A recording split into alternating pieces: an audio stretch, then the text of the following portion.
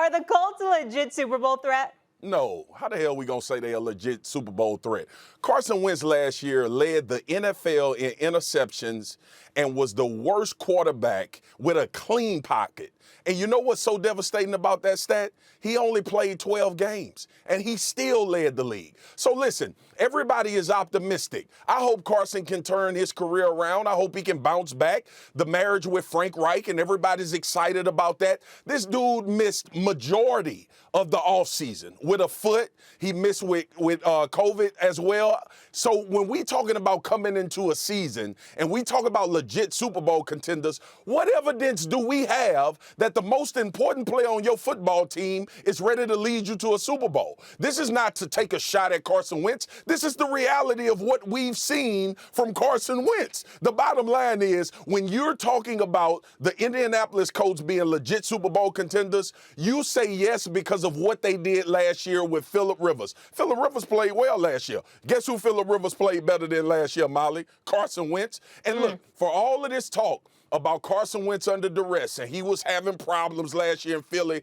because of the offensive line. That offensive line ranked 11th in the NFL last year in pass protection. So it was Carson Wentz.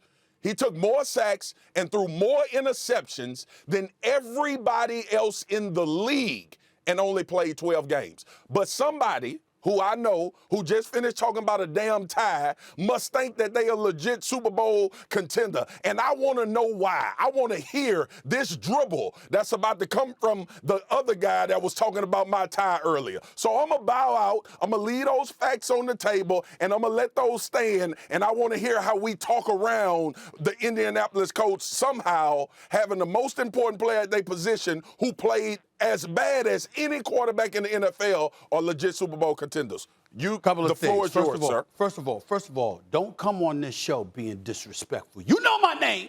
You know my name. You know what I'm saying? I'm Stephen A. You know who I am. You know who I am. I mean, you know my name. That's number one. That's number one, okay? Number two, let me put this in this proper perspective. I know T.Y. Hilton's starting the season undergoing surgery and all of that other stuff. We wish him nothing but the best with his neck and all of that. Got Pascal. You got Pittman. You got Jonathan Taylor in the backfield. You got a massive offensive line that's big time. We all know that, okay? Carson Wentz is the question mark. Why do I bring this up? Because, wait a minute, he was playing in Philadelphia, and during the offseason, we've seen how dysfunctional, Marcus, Philadelphia was. You got rid of your head coach. You got rid of your quarterback. You brought in a new coach, Sirianni. We get all of that. We understand it, but there's still a question mark, and now we see how bereft of weapons they are to some degree. You got people predicting they're going to be in last place and wondering about the Philadelphia Eagles as an organization and whether or not wholesale changes need to take place with that, simply because of how dysfunctional things have become. Well, Carson Wentz might have been plagued by all of that to some degree. Now, to some degree, Marcus, I'll give you this. He might have been the cause of it, too, because the locker room was divided. You had people who wanted Nick Foles before Nick Foles departed. We get all of that in all seriousness. I recognize the fact that Carson Wentz may have been a problem, but the last time he was successful, who was his offensive coordinator and his quarterback guy? Frank Reich. Who's the head coach of Indianapolis Colts? Frank Reich. So what I'm saying is, when we look at the Indianapolis Colts, we also got to take into consideration the division that they're in. Houston's an absolute mess. I'm so ticked off that Coach Culley is in that situation right now. It's bad. Black coach comes into the situation, and he got to deal with all of that nonsense. You got the GM hiding and leaving the coach out there to answer a bunch of questions he shouldn't have to answer. I don't think that's fair at all. And I spoke about that a couple of months ago because that stuff needed to stop. So that's a bad situation in Houston. We know that Jacksonville, fresh off a 1-15 season, I mean, the best thing they got is Trevor Lawrence and Urban Meyer. Unfortunately, Urban Meyer's the coach. He can't go out there and play. So Trevor Lawrence, who does he have with him as a weapon? So you got two teams in there that are pretty close to irrelevant within the division. Hey, man, can you get to why you think they legit Super Bowl contenders? I don't need to hear about damn Jacksonville and Houston. Tell me about Indianapolis. Hold it. Could you calm down? I think it's important that you calm down. Well, you've been talking for 3 minutes and you ain't said nothing about the Colts. I did. I'm telling you, the only question about the team is the quarterback, and I like the fact that Frank Reich is there. He's saying the division's bad, too, outside of Tennessee. that, you're playing in a bad division. Outside of that, look at their roster and look at what they have around their quarterback. So if I think that you got a shot to win the division, then we're talking about you winning at least one playoff game to be considered a contender, and I think that's something they could do. Okay, first of all, the Tennessee Titans is the best team in their division because of what I just talked about with Carson Wentz and them adding Julio Jones. But more importantly than that, since we're going to talk about the other teams, Danico Autry, Janoris Jenkins on the other side of the ball. They signed Bud Dupree. And say, listen,